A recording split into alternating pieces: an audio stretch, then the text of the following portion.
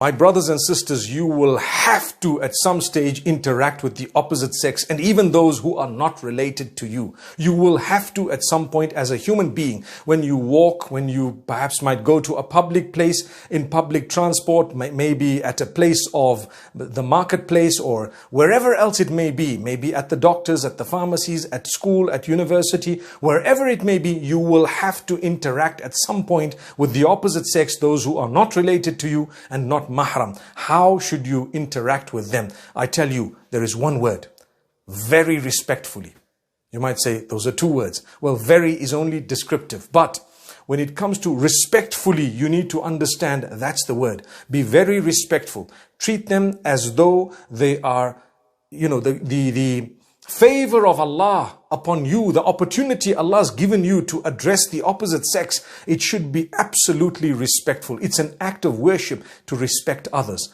And don't ever address a person in a very cheap way, in a very derogatory way, vulgar, abusive, etc. Or just without having any shame, shameless way. People just address others as though they have no scruples. May Allah subhanahu wa ta'ala grant us an understanding.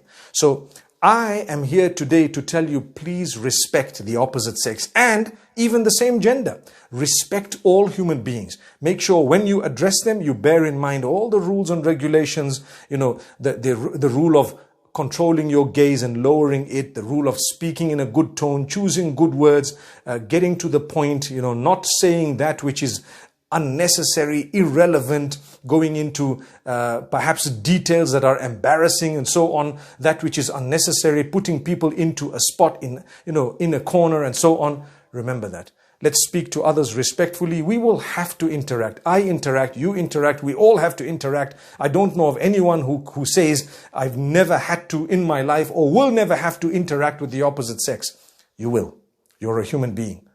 And you need to do so respectfully. You need to understand the regulations, the rules, to the best of your ability and capacity. You will address them and inshallah use the best words because Allah is watching. And whatever you've said is recorded.